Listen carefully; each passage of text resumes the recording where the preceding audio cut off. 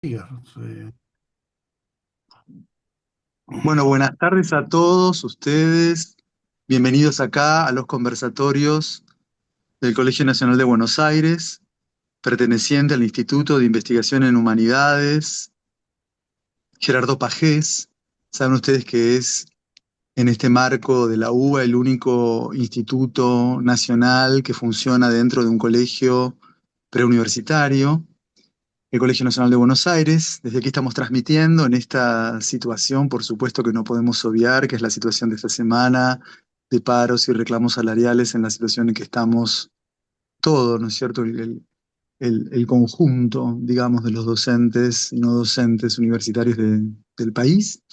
Pero en este marco, bueno, seguimos augurando estos encuentros maravillosos, hoy arrancando nuestro ciclo 2026, dado que nuestras clases empezaron hace muy pocos días, en marzo, muy fragmentado por los paros, estamos aquí para una presentación virtual para toda la comunidad del Colegio Nacional, padres, docentes, graduados, exalumnos, autoridades, esta presentación de un libro que estábamos esperando hace mucho tiempo y que realmente apareció con una cosa realmente espléndidamente editado por los libros del Sorosal, y se trata de El Relámpago Perpetuo, Artes Poéticas en América Latina, de quien está con nosotros hoy, amigo y autor y poeta Ariel Schettini, que voy a pasar a contar rápidamente, porque seguro que él no va a querer que cuente todo su largo currículum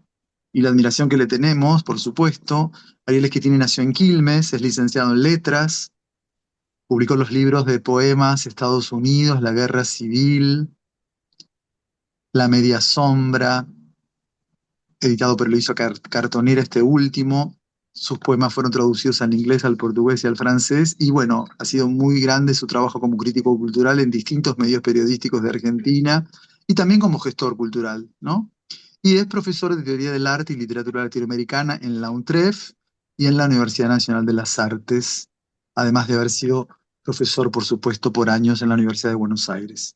Y este es un libro que para mí, en algún sentido, él nos va a explicar un poco, continúa con ese último libro también que nos deslumbró, que fue El Tesoro de la Lengua, una historia latinoamericana del yo, que revisitó también, digamos, algunos poemas canónicos de la lengua en América Latina y que ahora, para mí, en algún sentido, no es un tomo 2, pero este completa, arma ya lo que estaríamos pidiendo que sería una trilogía, ¿no? Un tercer tomo de Ariel respecto a esta materia poética tan cara a sus intereses críticos y también escriturarios. Bienvenido, Ariel Schettini. Pero gracias, qué presentación tan eh, pomposa, ¿no? O sea, es como... eh, aparte, no sé si a ustedes les pasa, pero ¿no les pasa que cada vez que te presentan te da como un poco de vergüenza de, o sea, o sea, que no sabes bien qué cara poner, ¿viste? De decir, o qué pelotudo, o sea, lo que siempre pienso es, ay Dios, una persona, si te tienen que presentar, es porque hay un problema, ¿no? O sea, Es digo, verdad, pero pero bueno, yo me se impone imagino, se impone de rigor y bueno, puede ser que el ámbito también un poco, aunque estamos en la parte virtual, que el ámbito suntuoso de la, claro, pero de la- digo, el género mismo discursivo, ¿no? De la presentación de el académico siempre es como patético y eh, porque básicamente lo que dice es, no llegó. O sea, digo, no me imagino que alguien diga, bueno. Es el año 1983, Foucault va a dar una conferencia y ahí dice, bueno, Michel Foucault comenzó trabajando sobre o sea, ¿viste? O sea, no, dice, acá está Michel Foucault. De hecho, me acuerdo de una presentación de él en el año 69 que le hace François Val y que, ¿se acuerdan de esa presentación en las palabras y las cosas? Que dice, bueno, acá está Foucault que viene a hablar del problema del autor. No necesita ninguna presentación porque escribió el libro Las palabras y las cosas y este libro ya nos volvió, dice algo así, ¿no? De tipo, no vamos a decir nada de Michel Foucault, ya está acá, y ahí comienza la conferencia de Foucault, ¿no? Que, está bien porque como justamente se refiere a la categoría de autor, entonces François Val como que dice, bueno, y ahora presento que a un autor, ¿no? O sea, es complejo ese tema, ¿no? Bueno, sobre todo para Pero, la pero trayéndote para acá, estamos en América Latina y a lo mejor acá como es más difícil reivindicar ese tipo de trayectorias o tenemos muy pocas, ¿no pensás que es una no, cosa más geopolítica en términos de no. traerte un poco al libro? ¿No pensás que el libro tuyo cubre una zona de vacancia respecto del estatuto de las artes poéticas en América Latina? Y en algún sentido también es un problema político el lugar que ocupamos, así de un lugar, digamos, de relegados de alguna manera, no sé, te lo pregunto.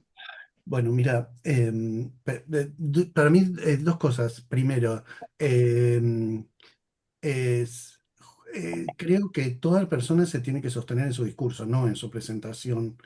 Y el discurso que uno tiene es lo que lo sostiene.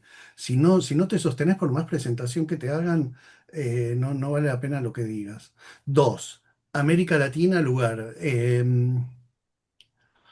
Uno de los temas que más me gustó analizar en este libro es lo que yo llamo el efecto resistencia, que es lo que define la literatura latinoamericana y lo que define quizás la cultura latinoamericana, que es, contrariamente a todas las otras culturas, la cultura latinoamericana es una cultura que se defiende, que resiste, que está en estado de resistencia, que formar parte de ella es resistir. Acá estamos, compañeros, resistiendo, em, en el cual cada hecho cultural es un hecho, es un acto de resistencia, justamente. Entonces, em, eh, aparece, digamos, la figura, ¿no? Del hecho cultural como un acto de coraje, de valentía, de arrojo, eh, que define todas las prácticas culturales latinoamericanas y define todas las prácticas culturales como latinoamericanas, es decir, en el lugar donde aparece la resistencia, aparece lo latinoamericano en el mundo.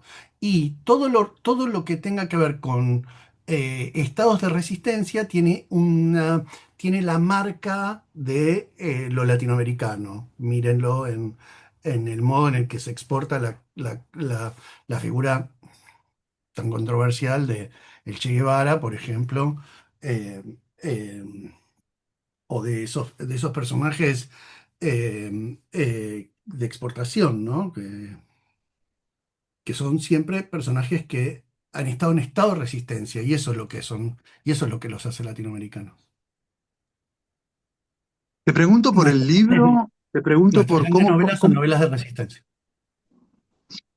está muy bien. Te pregunto por el libro, digamos, siempre vamos al hilo de cómo empezó el libro, cómo se te creó la idea, lo soñaste, lo venías pensando. ¿Tiene que ver con lo que dije yo del Tesoro de la Lengua, tu anterior libro?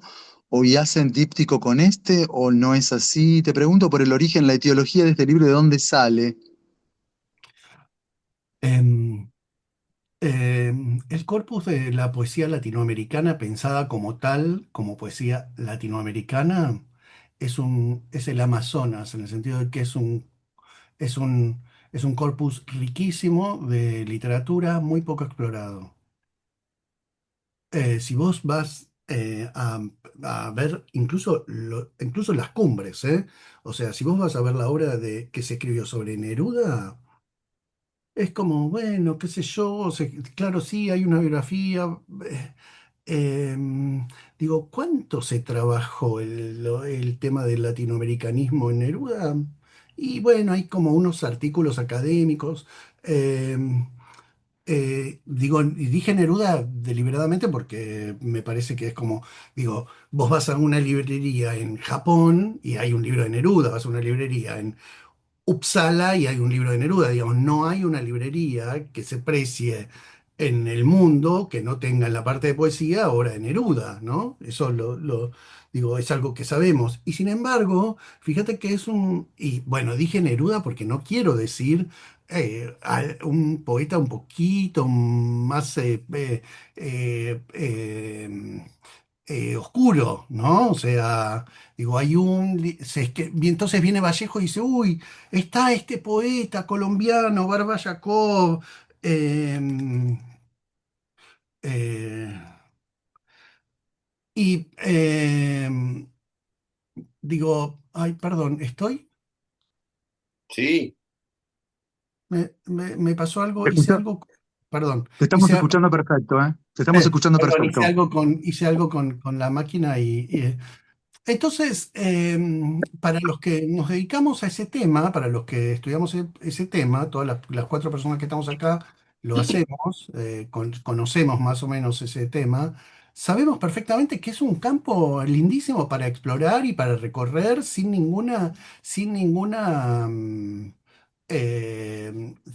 límites prácticamente, ¿no? Que revisa temas increíbles. Bien. En un momento, hace muchísimos años, a mí se me ocurrió pensar cómo se planteaban distintos yoes en la historia de la poesía latinoamericana, simplemente qué sé yo. Y ahí escribí ese libro, El Tesoro de la Lengua, que nada, que me pasa, digamos, lo que me pasa cuando escribo algún libro me divirtió hacerlo. O sea, yo no tengo la idea de que los libros son un sufrimiento, digamos. Contrariamente, te diría, por ejemplo, a mi maestra, que fue Josefina Ludmer. Josefina tenía una concepción tortuosa de la escritura. O sea, ella investigaba, trabajaba, qué sé yo, y de repente llegaba el tema de la escritura y era como una cosa en la que había involucrados misterios, oscuridades, locura, enfermedad, drogas, brujos, o sea, no sé, tenía un montón de fetiches acerca Yo tengo exactamente lo contrario, que es tengo que trabajo, voy, doy vueltas y qué sé yo. Y entonces en la parte de escribir acá vengo a divertirme. Y si no vengo a divertirme, no quiero hacerlo. Si vengo a pasarla bien, yo no soy un investigador pagado por ningún estado, ni corporación, ni nada. Soy un investigador libre. Entonces, o la paso bien o nada.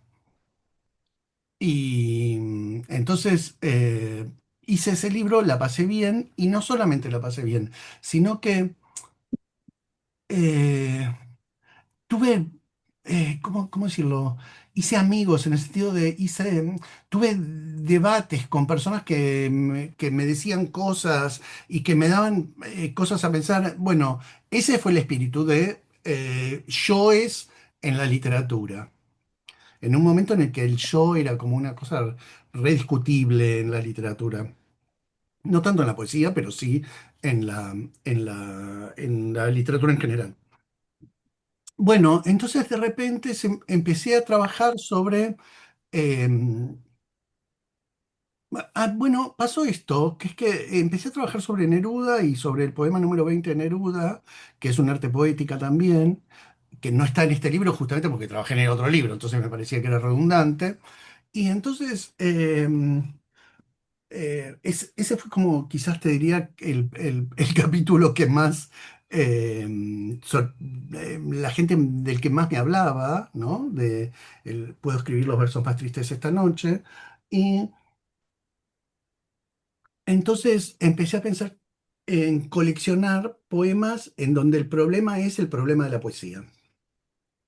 Y bueno, armé un corpus, te diría, no sé, eran una cantidad eh, de poemas. No es prácticamente, no hay de hecho ningún poeta que no haya hablado sobre el problema de la poesía, de su vínculo con la poesía, de qué quiere, cuál es la relación que tiene con ese tipo de material verbal, por qué, cuáles son los motivos que lo llevan, o sea, la poesía es como un material que está todo el tiempo siendo cuestionándose a sí mismo.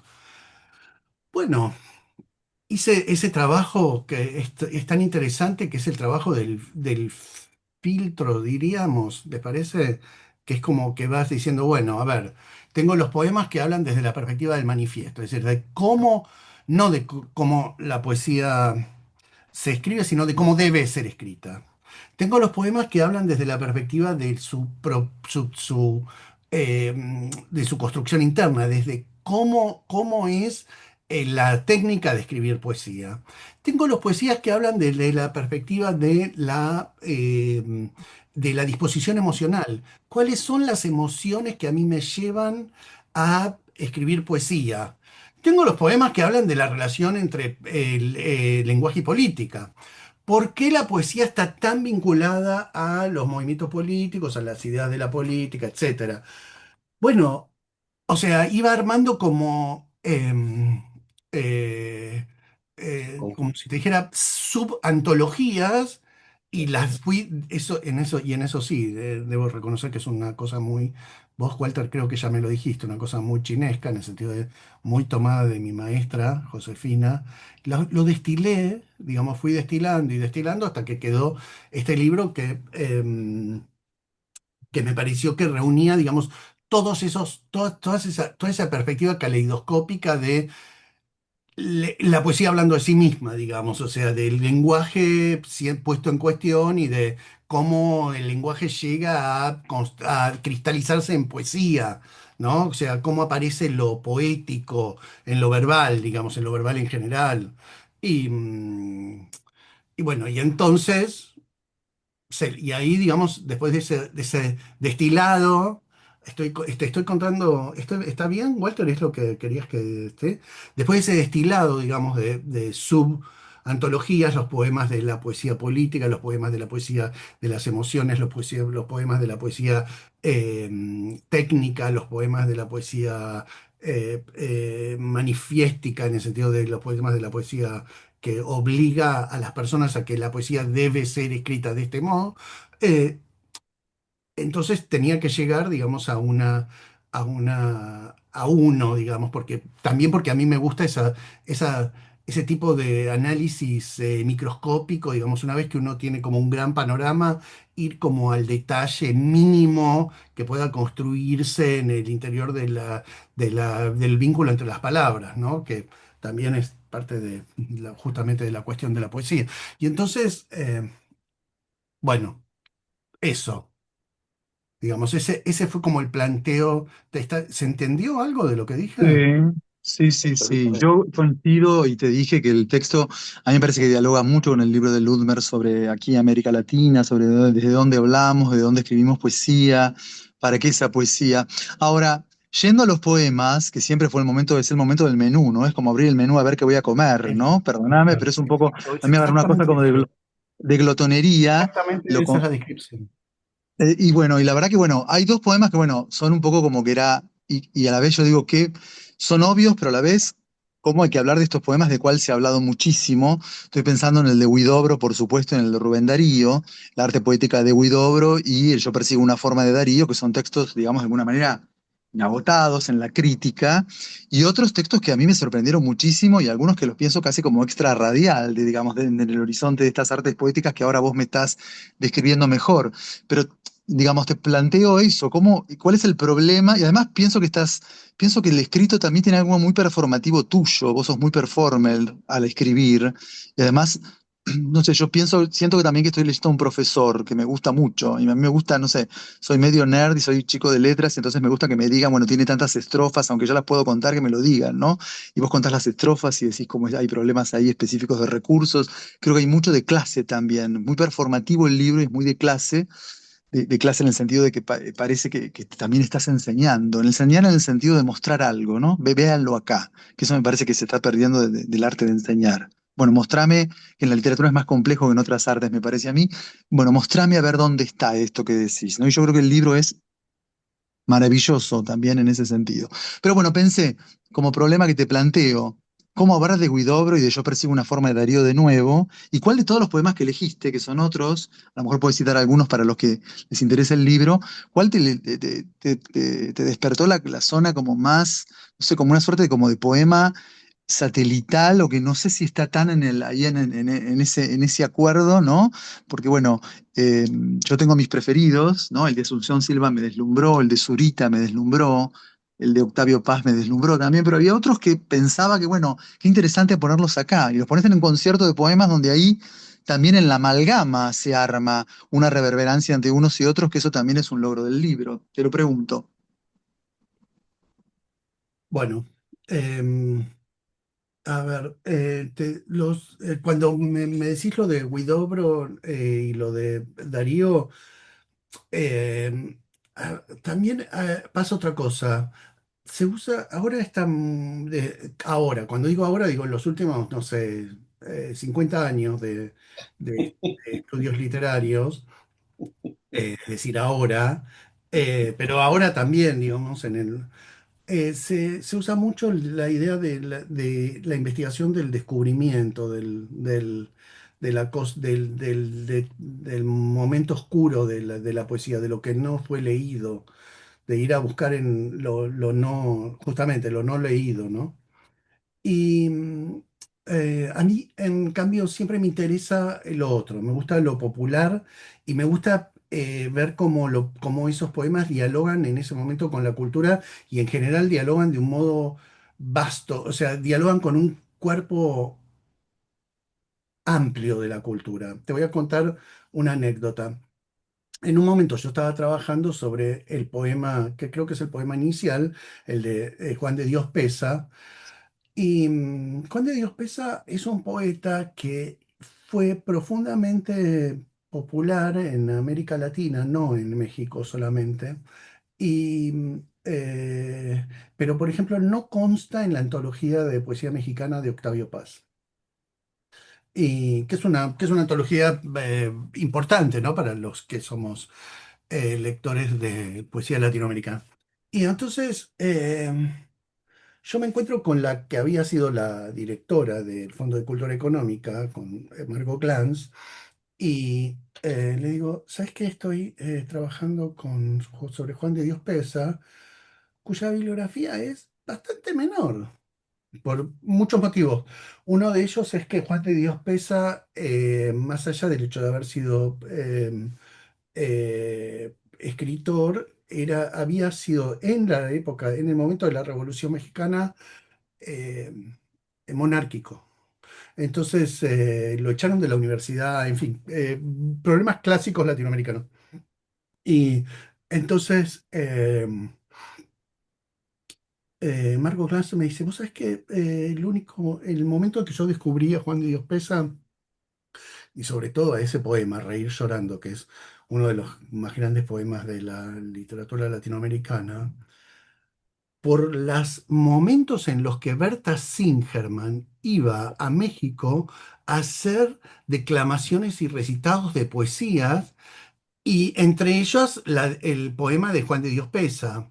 Y si vos investigás, la bibliografía crítica que hay sobre Juan de Dios Pesa es exigua, pero la reproducción que hubo de ese poema es vastísima y lo podés encontrar, bueno, vos mismo me comentaste que lo habías encontrado en distintos lugares, es decir, es un poema que dialoga con la cultura de un modo impresionante.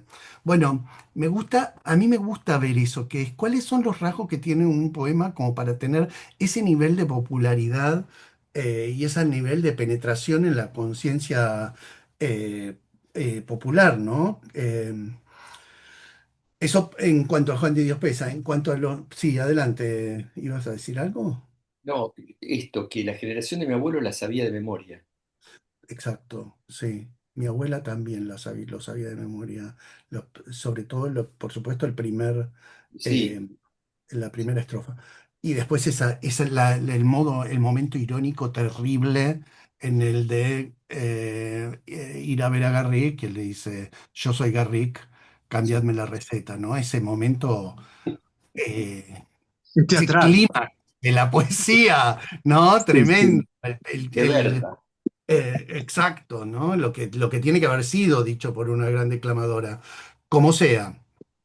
Eh, eh, Creo que es un poema fantástico también, ¿no? O sea, la cantidad de vueltas que tiene, las vueltas filosóficas que tiene, en fin, su reflexión acerca de la relación entre el arte y otros modos de conocer en la vida, incluso modos de curar el problema terapéutico del arte, ¿no? O sea, es una cosa increíble ese poema. Y eso venía a cuento de, perdón. No, de que estabas hablando de esto de también de los poemas Extra radio.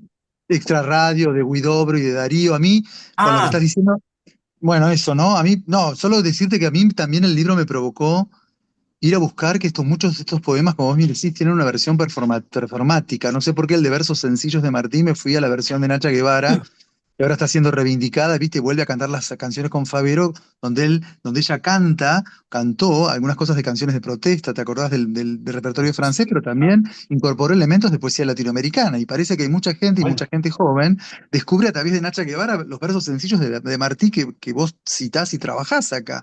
Eso me que pareció también tienen, que extraordinario. tienen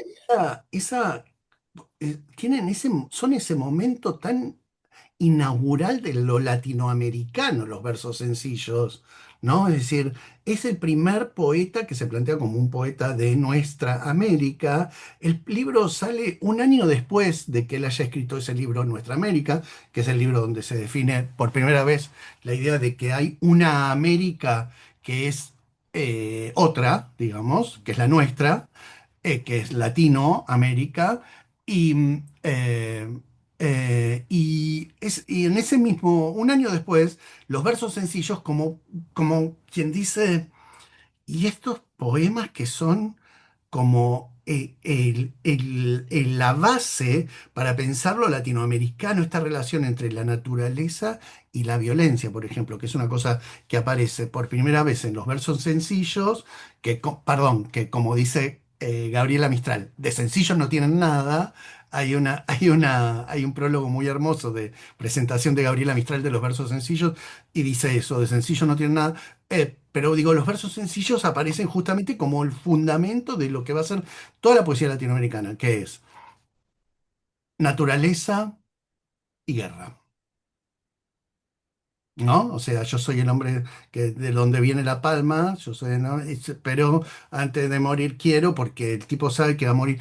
Aparece también, ¿vieron que aparece eso en la película de Disney? En la película de Disney sobre Colombia, ¿cómo se llama? Eh, bueno, después la voy a buscar. ¿Sobre México, Coco, estás diciendo? No, ¿no? No, la otra, la del matriarcado colombiano. No sé si,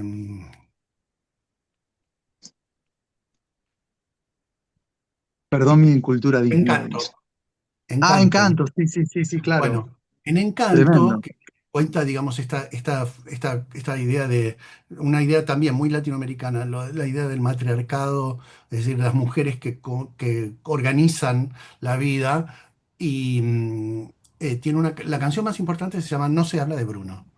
We don't talk about Bruno. Y Bruno es claramente un desaparecido, ¿no? O sea, eh, es un personaje que está, digamos, en cierta oscuridad, en cierta sombra. Es un personaje que al mismo tiempo fundó a esa familia, pero que está como... justamente, miren cómo es la canción, no se habla de Bruno. We don't talk about Bruno. Em, para pensar los latinoamericanos es muy interesante, para pensar la mirada sobre América Latina que tienen, por ejemplo, los yanquis, ¿no? Que es tan importante para los latinoamericanos en general. Bien, y esto Bueno, y te venía, preguntaba esto, ¿cuál es el poema que más te desafió en cuanto a no ser canónico y vos dijiste, este texto va? Y ahí hay algo de pálpito, de impulso tuyo, una cosa pulsional que decís, este es muy extra radio a lo mejor, pero este va porque hay cosas que quiero decir con este poema que no pueden decir, no pueden ser dichas sino con este poema. claro, viste que hay como, por ejemplo, yo tuve este problema que es, para mí, el poema de Zurita, que se llama ¿Qué es el paraíso? Que me encanta. que es, como ustedes saben, un manifiesto que fue publicado en una revista, en el momento en el que él está en un momento muy complejo de su vida, digamos, con respecto a la política, etcétera. Acaba de ser secuestrado, ¿no? Termina de ser secuestrado y, em, era como, ¿vieron ese momento cuando vos decís, bueno, pero le estoy dando tantas vueltas que yo ya no sé si soy yo el que lo piensa o esto es así? No sé, creo que esto pasa mucho, ¿no? Cuando uno escribe, sobre todo sobre, bueno, esto, chicos, esto es como una conferencia de los grandes pensadores sobre la literatura. Eh, Aparece Álvaro, o sea, digo, es como... em, grandes figuras de la literatura y de la crítica internacional, hablando sobre el relámpago perpetuo. Eh, Hola, Álvaro. Y Bienvenido, bienvenido. bueno, no sé, aparece esta idea de que la poesía puede ser un instrumento revolucionario, incluso el instrumento revolucionario por antonomasia, porque es el único que puede transformar el mundo en la medida en la que tiene un componente religioso, que es que Dios creó al universo mediante un acto verbal, digamos. Entonces, por eso el paraíso, ¿no? O sea, y al mismo tiempo, fíjense que esa, que lo piensa tan bien Zurita, ¿no? O sea, es tan profundo, y al mismo tiempo se nota que leyó tanto a Benjamin, eh, que en el sentido de que él entiende que la única redención posible, primero entiende que la poesía es el instrumento de la redención, porque es el único que puede conducir hacia hacia el paraíso, ¿no? Pero entonces ahora la pregunta es cómo hace la poesía para conducir al paraíso, y bueno, entonces tiene que ser un tipo de lenguaje creador que evita el juicio, porque el juicio es aquello que nos expulsó del paraíso y por lo tanto nos expulsa de la revolución, ¿no? Es el hecho de que juzgamos, que esto es algo que justamente es lo que Zurita comparte con Benjamin, ¿no? La idea de que solo los hombres inventaron el juicio, el- el lenguaje del juicio, solo Dios inventó el lenguaje de la creación, digamos. Entonces, entre el único modo de llegar a ese lugar, que aparentemente es el único que Marx imaginó, que es acelerar, digamos, el tiempo hasta un momento en el que el tiempo, por su efecto de aceleración, se vuelve en contra de sí mismo y entonces nos lleva hacia atrás, a un atrás absoluto, que es el paraíso, ¿no? Y eso sería como la definición de la poesía, ¿no? Qué interesante que es eso, ¿no? Y qué difícil de pensar, ¿no? ¿Y no pensás que Para el libro también está como, es un libro como que nosotros lo esperábamos porque te conocíamos, sabíamos de vos, pero es un libro que no sé, no hay libros en las bateas, me parece, o en las librerías que salen sobre la poesía? Es un discurso siempre hablando un poco de Sartre con esa opacidad que en verdad, no sé, nos faltaban o nos está faltando, o hace mucho que no hay libros que trabajan sobre poesía, sobre novelas, sobre ensayo, sobre autores.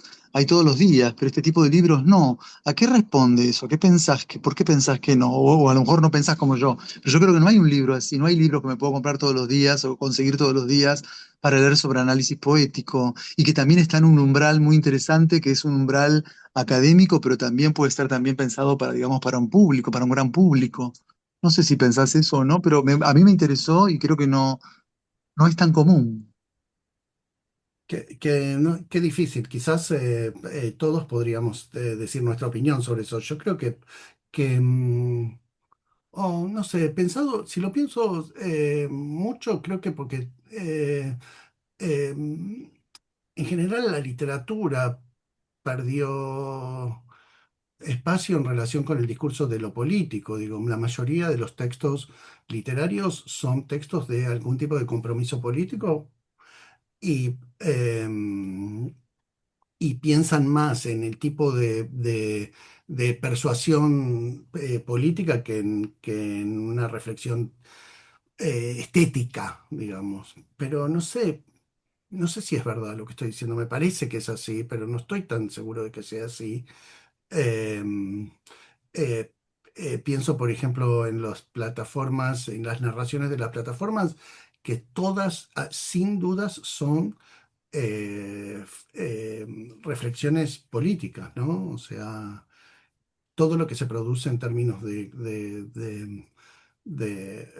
narrativos son problemas políticos. No sé, será que a mí yo justamente quería ir a un paso más atrás de lo político en el libro, es decir, quería ir al momento de la técnica, que es un momento rarísimo porque es el momento que está ligado con...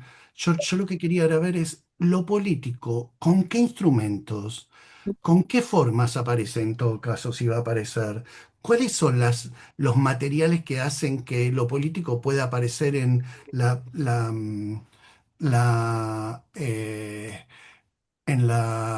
literatura. Sí, dice Álvaro, Zurita es un poeta muy político, sí, pero también es un poeta, pero a mí, justamente yo lo que quería pensar era si,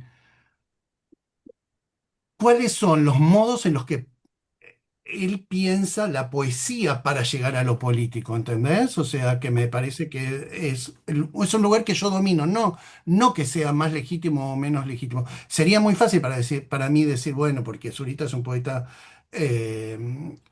marxista, revolucionario, luchador contra las dictaduras, etcétera, pero me parece que otros lo pueden decir mejor que yo. A mí más me interesaba decir, ¿cómo es que Zurita puede escribir un poema en el que, cuáles son los materiales con lo que lo hace? ¿Cómo trabaja con ese lenguaje como para unirlo y que eso se transforme en un tipo de manifiesto poético político, por ejemplo, como en el caso de que es El Paraíso?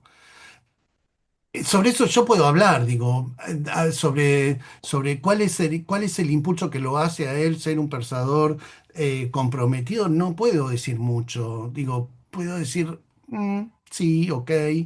Digo, mientras que con lo otro, con el problema de cuáles son los instrumentos retóricos y poéticos que lo hacen un poeta importante y efectivo, que es algo que me importa, sí puedo hablar. Es decir, y en ese sentido puedo pensar el librito como un manual, es decir, que alguien diga, bueno, pero para, ¿cómo hago yo para expresar emociones? ¿Cómo hago yo para construir emociones en el otro? Que es un tema bastante importante para los que escribimos, ¿no? Que sobre todo para los que escribimos eh, de formas artísticas y poéticas, etcétera, que es cómo hago yo para construir una emoción y que salga de mi cuerpo y que entre al cuerpo del otro y entender que ese otro se apropió de esa emoción que yo le quería dar.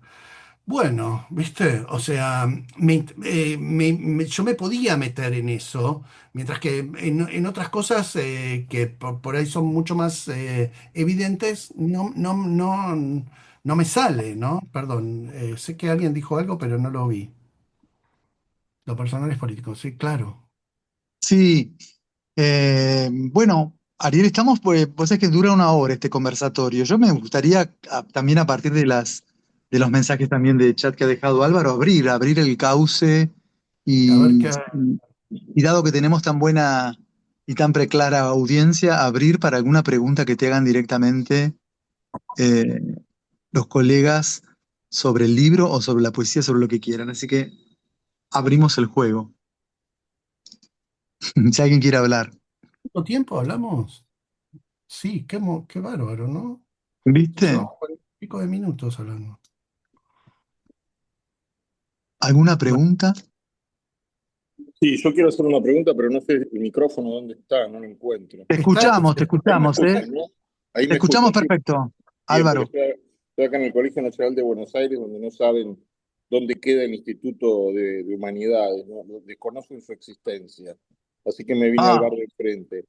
Eh, bueno, yo quería preguntarle a Ariel, la verdad es que llegué tarde a la presentación porque estuve buscando sin éxito el Instituto de Humanidades en el colegio, o la presentación que nadie sabía ni que existía. Y mi pregunta tiene que ver con la relación entre el libro y la actividad docente de Ariel, que como todos saben, me imagino, es un gran profesor, es un profesor con gran éxito, tanto en la UBA, donde ya no enseña más, como en la UNA, donde enseña ahora, y también trabajamos juntos en la Universidad de Nueva York hace ya varios años.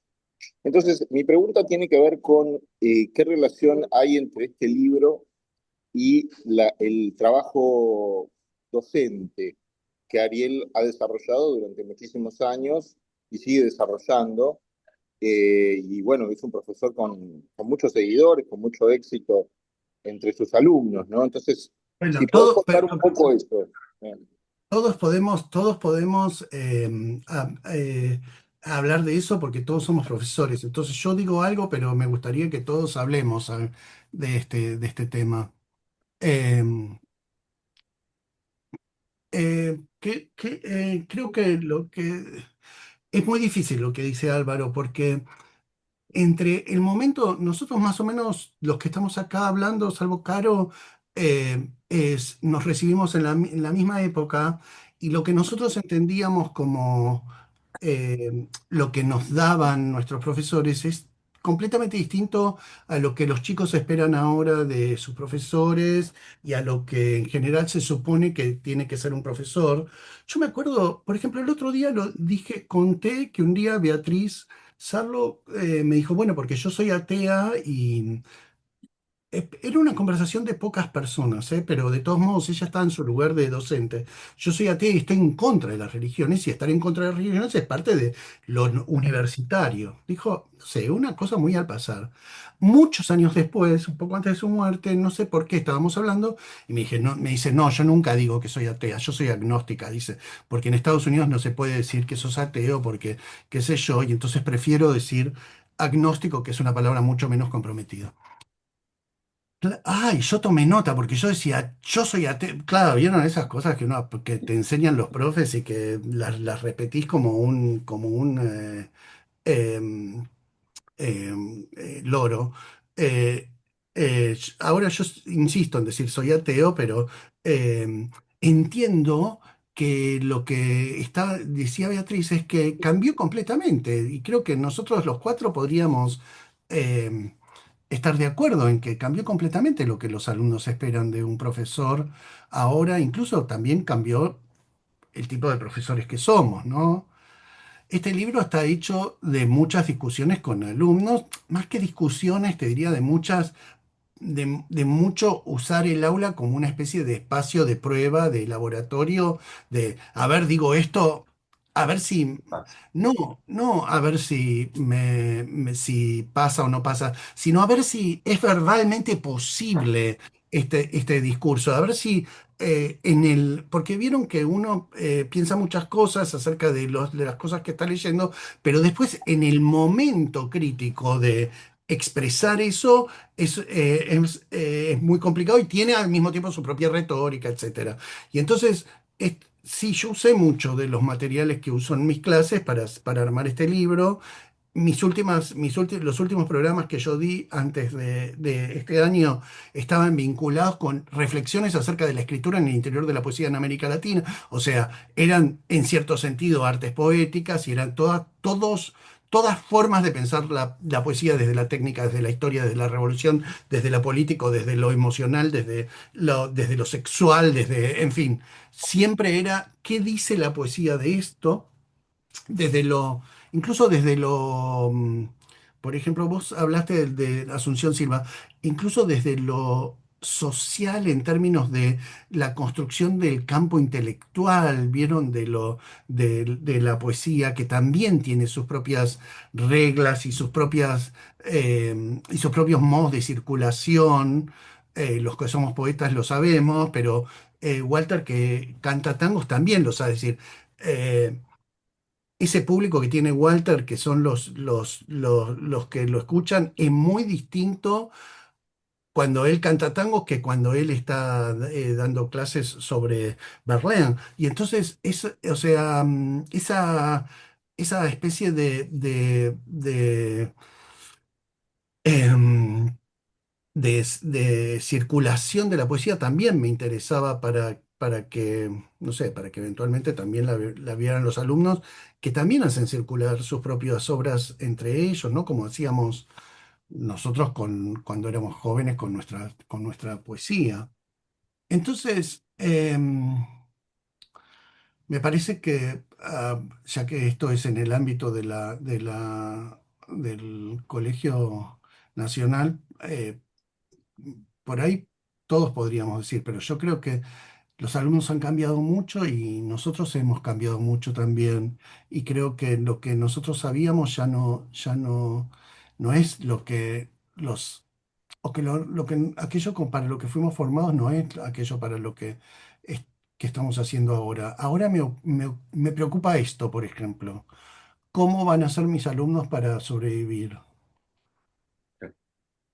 Me parece que esa es una preocupación y esa tendría que ser una preocupación para nosotros, ¿no? Que es cómo sobrevive una persona que quiere dedicarse a la literatura en este país o incluso en el mundo, ¿eh? No es una pregunta tan local, también podría ser una pregunta más global, ¿no? Y porque, digo, está clarísimo cómo sobrevivían, o incluso cómo sobreviven los grandes escritores, eh, ¿cómo sobrevivimos los otros, los del montón, ¿no?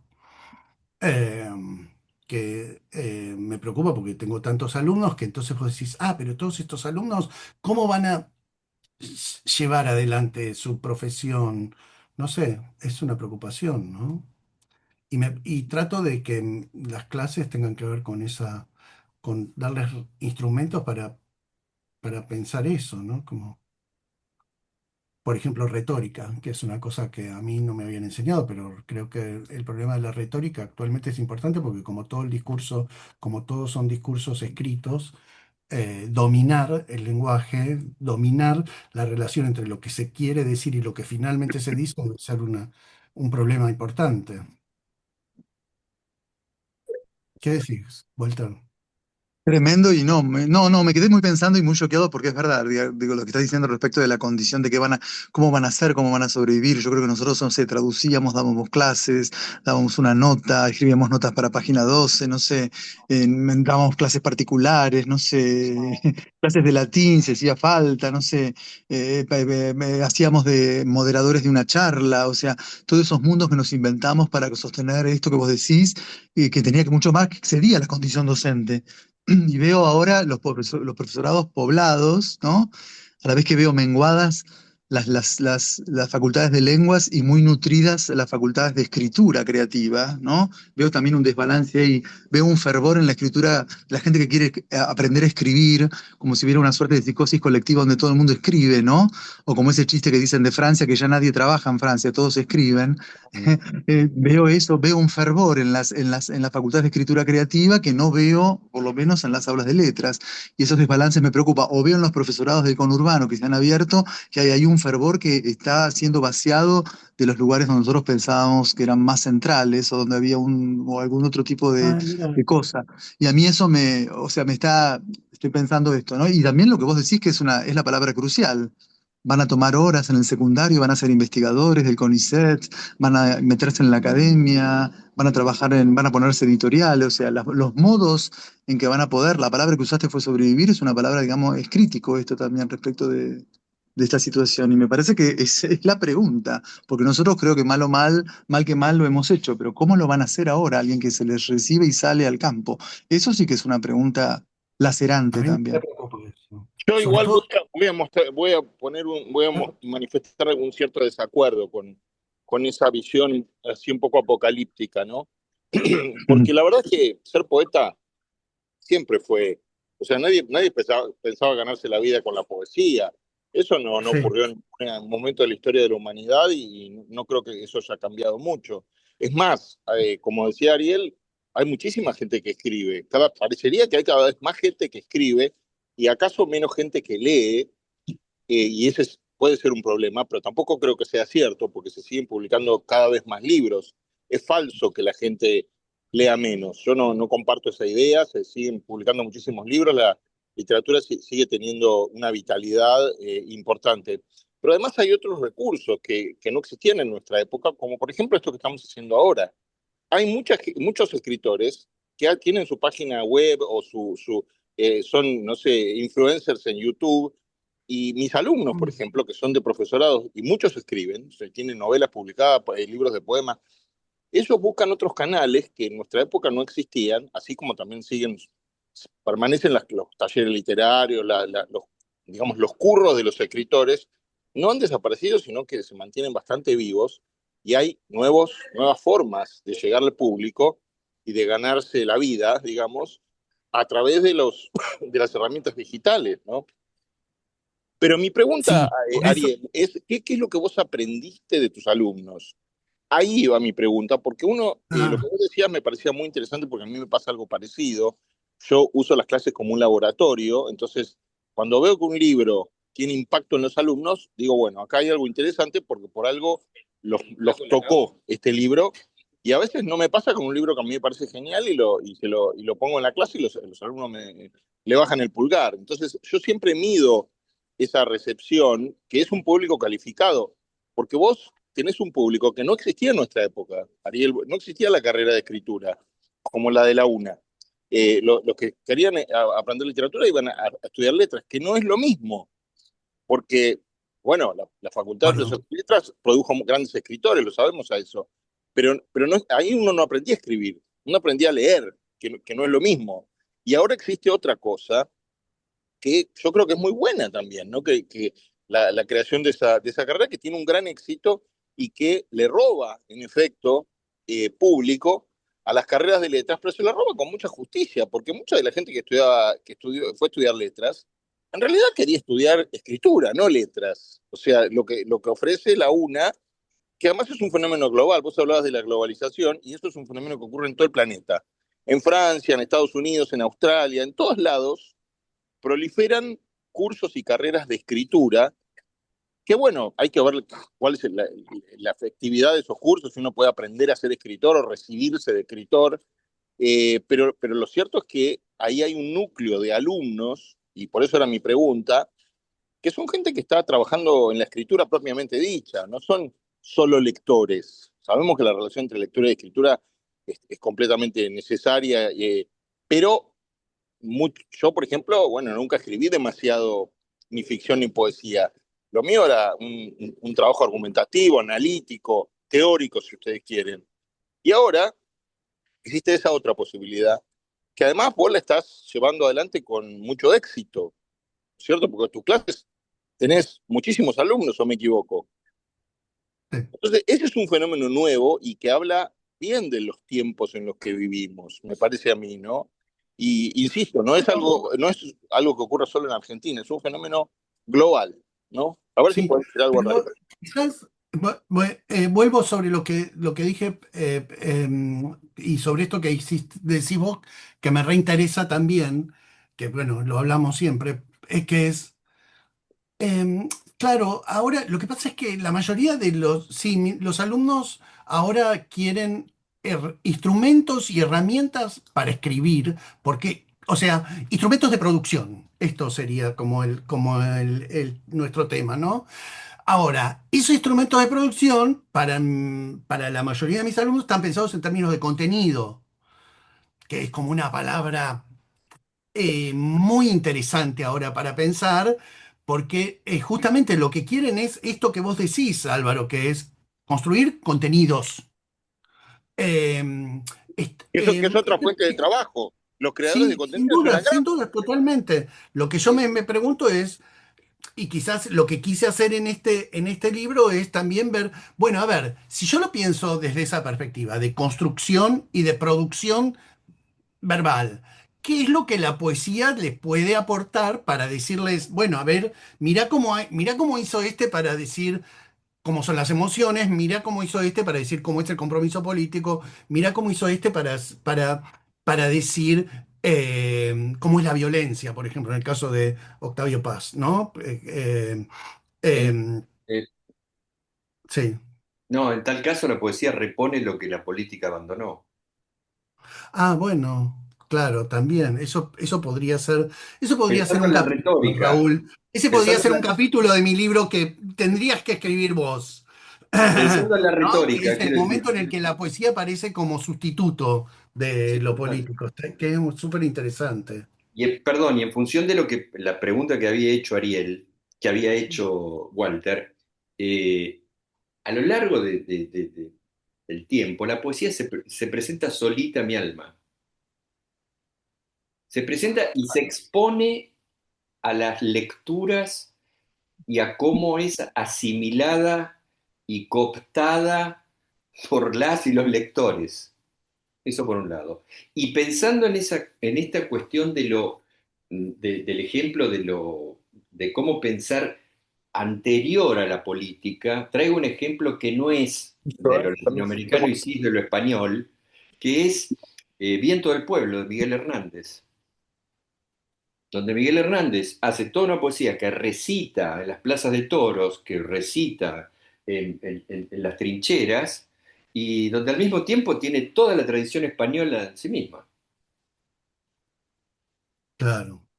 Bueno, eso es lo que queremos recuperar cuando hagamos la presentación personal, ¿no? Teatral de nuestro libro, que es Pensé que ibas a decir cuando grandes hagamos la revolución. recitadores también. ¿Cuándo? ¿Cuándo es, Ariel? Porque así El, podemos, el- o el- pronto, el mes que viene, sin dudas. el mes que viene, sin dudas. Bueno, voy a mostrar el libro. Este es el libro de Libros del Zorzal que publicó el año pasado, pero que estamos presentando acá y que el mes que viene se va a presentar como performance y realmente ahí en vivo.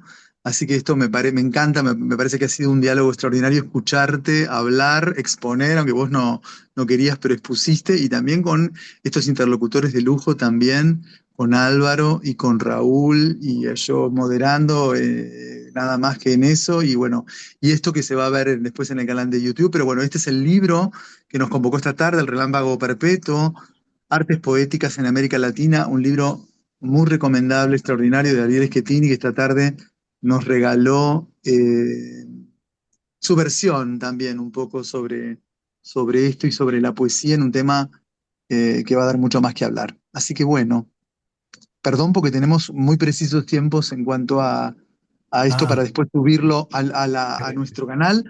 Así que bueno, te doy la palabra final, Ariel, para que cierres con no, todo no gusto. tengo nada que decir, salvo que espero que se diviertan con el libro, quienes lo lean, y que los que lo leyeron que se hayan divertido. O sea, que la hayan pasado bien, digamos. Yo la paso muy bien pensando en mis libritos quiero, o sea, quiero que pase eso mismo también en los lectores, ¿no? O sea, darles cosas que los llenen y que no que los diviertan en el sentido de la risa, sino que los diviertan en el sentido nietzscheano, que es ese momento en el que te da como una alegría a la idea de que entendiste algo y que comprendiste un texto y es como un salto, dice Nietzsche, y ese salto es un salto de alegría, ¿no? Eso, esa era mi Me encantó, pretensión. me Pequeña encantó. pretensión. Gracias, Ariel Schettini. En No, próximos días gracias está a subido, ustedes.